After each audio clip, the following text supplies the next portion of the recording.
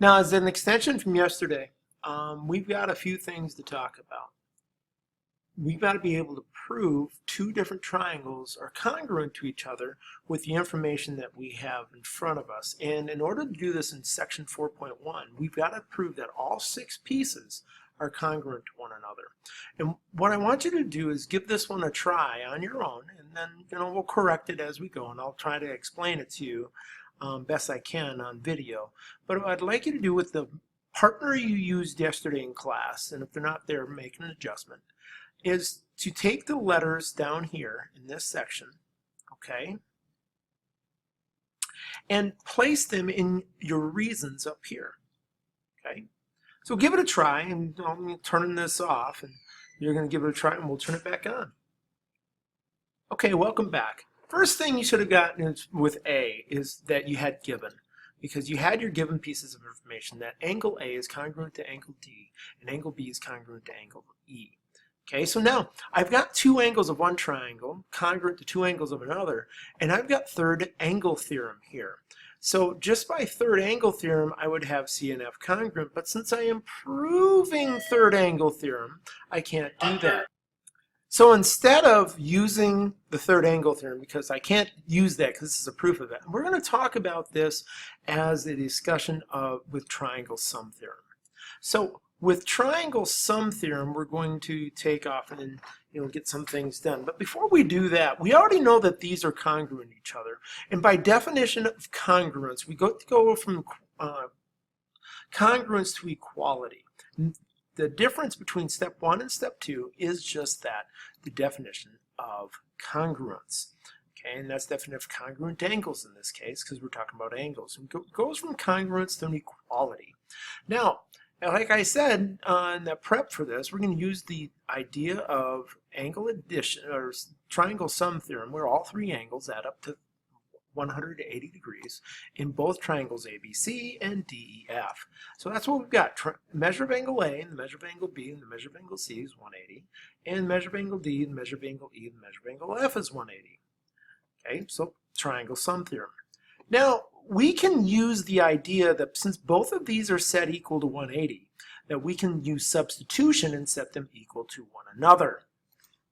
Okay? Now remember, this whole process is to go through and prove the third angle theorem, in which angle C is congruent to angle F.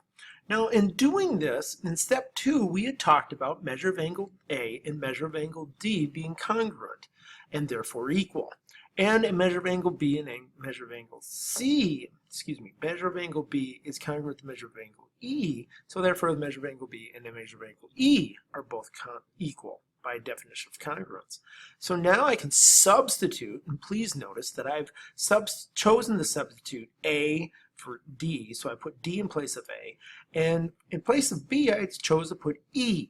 Now I could have done the other way around, it's just no splitting hairs there. I just wanted to make sure that you see that that's what I substituted, and that's what's going on here by substitution.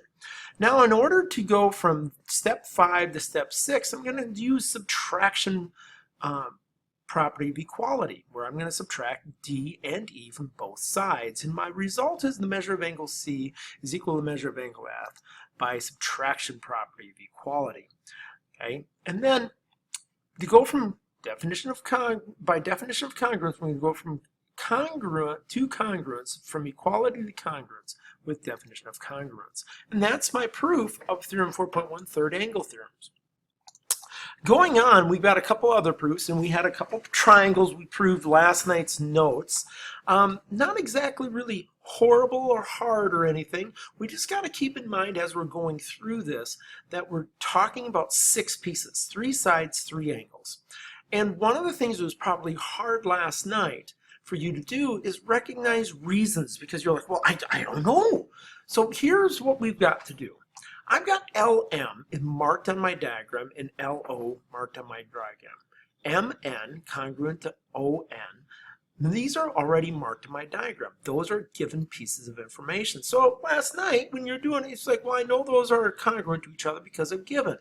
Now, one of the things that may not have been obvious is if you look at LN, it is the same segment in triangle LON, because that's LN, and if I talk about LMN, because that's also Ln. And by reflexive property, Ln is congruent to itself by reflexive property of congruence. Now, I've got all three sides congruent to each other. And in our given, we have the fact that measure of angle, the angle M is congruent to angle O. And angle MLN is congruent to angle OLN. And those were given. And again, not all givens were at the beginning, but in this case, we put it right in the middle of our proof, because first ones were all about sides, and the next ones were all about angles. We got our sides, so we got all three sides, and how will we get the third angle? We have two angles of one triangle congruent to two angles of the other, and therefore by third angle theorem, MNL and ONL will be congruent to one another. And now that we have all three angles and all three sides congruent to one another, but we know that triangle LMN is congruent to triangle LON because of definition of congruent triangles. Okay, remember, these are proofs. This is the first time we're doing them like this and really kind of involved, but you got to keep in mind, I'm telling you the reasons why I know things. Okay, a next proof we have in notes here is another triangle.